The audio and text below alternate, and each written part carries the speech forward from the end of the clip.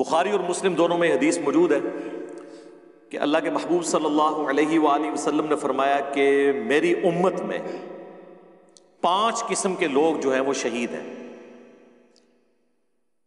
اللہ کی راہ میں جو شہید ہونے والا ہے وہ تو ٹاپ آف دا لسٹ ہے۔ نمبر 2، طاعون کے مرض میں مبتلا ہو کر مر جانے والا۔ نمبر 3، پیٹ درد کی بیماری سے۔ نمبر 4، کسی دیوار کے نیچے دب کے مر جانے والا، زلزلے کی حالت میں کوئی بلڈنگ گر گئی۔ اور نمبر 5، پانی میں ڈوب کر مر جانے والا، بشرطے کہ یہ سارے کام کرنے والے لوگ کسی پازیٹیو ایکٹیویٹی کے لیے جا رہے ہوں۔ یہ نہیں ہے کہ ایک بندہ سمندر کے اندر ہیروئن سمگلنگ کر رہا تھا لانچ کے تھرو اور وہ ڈوب گئی تو وہ شہید ہو جائے گا، نہیں، وہ غلط کام کر رہا تھا۔ نارمل کنڈیشن میں چاہے اچھے سفر کے اوپر تھا نیکی کے، چاہے مباح سفر کے اوپر تھا، غلط کام کوئی نہیں کر رہا تھا، تو یہ سب کے سب شہداء شمار کیے جائیں گے۔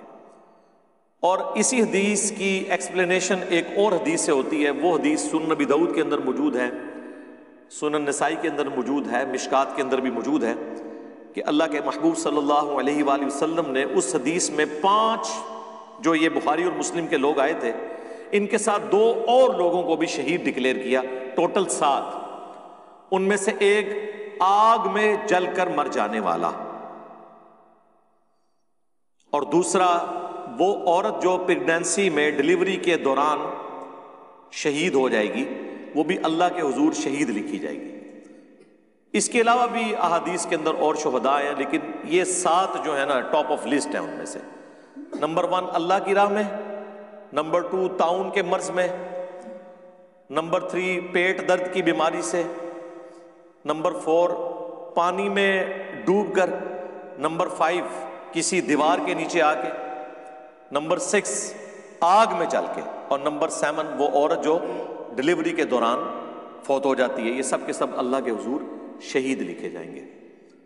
تو اس اعتبار سے وہ تو نماز بھی پڑھ رہے تھے، اللہ تعالیٰ ان کے لیے یہ شہادت جو ہوئی ہے، دنیا سے جانا تو ہر انسان نے ہے، کسی نے ایئر کریش میں مرنا ہے، کسی نے روڈ ایکسیڈنٹ میں مرنا ہے، کسی نے ہارٹ فیلئر سے مرنا ہے، کسی نے شیر کے پیٹ میں جا کے اس کی قبر بننی ہے، کسی کی سمندر میں قبر بن جانی ہے۔ دنیا سے ہر بندے کا ایگزٹ تو لکھا ہوا ہے، لیکن اچھی حالت میں انسان مرے، جو قرآن میں آیا وَلَا تَمُوتُنَّ إِلَّا وَأَنْتُمْ مُسْلِمُونَ، دیکھنا تمہیں موت نہ آئے مگر اس حال میں کہ تم اللہ کے تابع فرمان ہو کر مرنا۔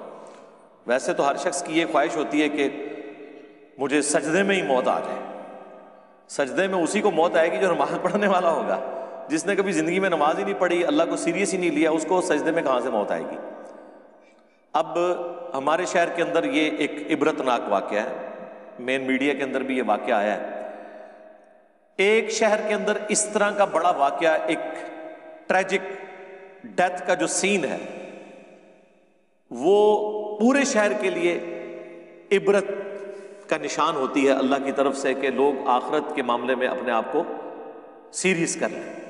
اچھا، اسی طریقے سے ایک شہر میں بہت بڑے لیول کی جو ڈیتھ ہے، وہ پورے کے پورے اس صوبے کے لیے عبرت کا نشان۔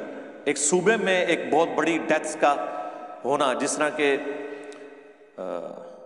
8 اکتوبر 2005 کو پاکستان میں بہت بڑا زلزلہ آیا تھا، آپ کو پتہ ہے، جس میں آلموسٹ 1.5 لاکھ لوگ شہید ہو گئے تھے۔ وہ ایک ملکی کیا انٹرنیشنل لیول کے اوپر بہت بڑی ڈیٹرنس ہے اللہ تعالیٰ کی طرف سے کہ انسان اپنی موت کو سیریس لے۔ ہر شخص نے اپنے وقت کے اوپر دنیا سے چلے جانا ہے، لیکن جانے والے لوگ جو دنیا میں باقی ہیں ان کے لیے عبرت چھوڑتے ہیں کہ آپ مرنے سے پہلے اپنی آخرت کی تیاری کر لو۔ اکثر لوگ یہ بھی پوچھتے ہیں کہ جی زلزلے میں اتنے لوگ مر گئے، ان کا کیا قصور تھا؟ 1.5 لاکھ لوگ مر گئے، چھوٹے چھوٹے بچے شہید ہو گئے۔ بھائی 1.5 لاکھ لوگ تو ویسے ہی روزانہ مرتے ہیں،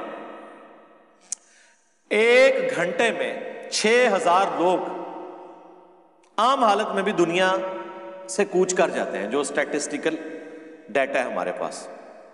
تو 1.5 لاکھ بنتا ہے آلموسٹ 24 گھنٹے میں، اور ان 1.5 لاکھ میں بھی سمجھ لیں 30 سے 40 ہزار مسلمان ہوتے ہیں۔ آلموسٹ 1.25 ارب تو ہماری آبادی ہو چکی ہے۔ لیکن وہی بات ہے کہ بلے شاہ اسی مرنا نہ ہی غور پیا کوئی اور، وہ 40,000 میں نہیں نظر آتا کہ کوئی میرا نمبر بھی لگ سکتا ہے۔ 40,000 بہت بڑا فگر ہے روز کا دیکھا جائے تو، پر یہ ایک سلسلہ اللہ نے رکھا ہوا ہے۔ تو وہ 1.5 لاکھ بندہ تو ویسے ہی مرتا ہے، لیکن اگر ایک دن میں اللہ تعالیٰ 1.5 لاکھ بندے کو اکٹھا کسی ایریے سے اٹھا لے تو لوگ کہتے ہیں یار اتنا بندہ مر گیا۔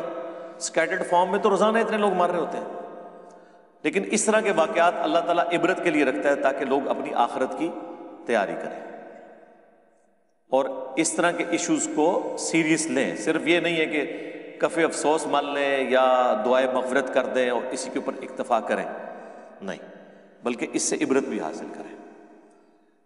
باقی جو میں نے شروع میں بات کی تھی تکلیف کے حوالے سے، تو بخاری اور مسلم دونوں میں حدیث ہے کہ تمام مسلمان ایک جسم کی مانند ہیں۔ اگر جسم کے کسی ایک حصے میں تکلیف ہوتی ہے تو پورا جسم اس کی تکلیف کو محسوس کرتا ہے۔ پھر نبی علیہ السلام نے اس میں بالکل کلیئر کیا کہ باہمی اخوت، بھائی چارے، محبت، یہ سارے کے سارے رشتے گنوائے، ان تمام رشتوں میں تمام مسلمان ایک جسم کی مانند ہیں۔ اگر جسم کے ایک حصے میں تکلیف ہو تو پورا جسم اس کی تکلیف کو محسوس کرتا ہے۔ اور مسلم شریف میں تو آگے بھی الفاظ موجود ہیں، نبی علیہ السلام نے مثال دے کر سمجھایا کہ اگر آنکھ میں تکلیف ہو یا سر میں تکلیف ہو تو پورا جسم رات کاٹ کے گزارتا ہے اس تکلیف کی وجہ سے۔ تو اس طرح ایک مسلمان کی تکلیف دوسرے مسلمان کو محسوس کرنی چاہیے۔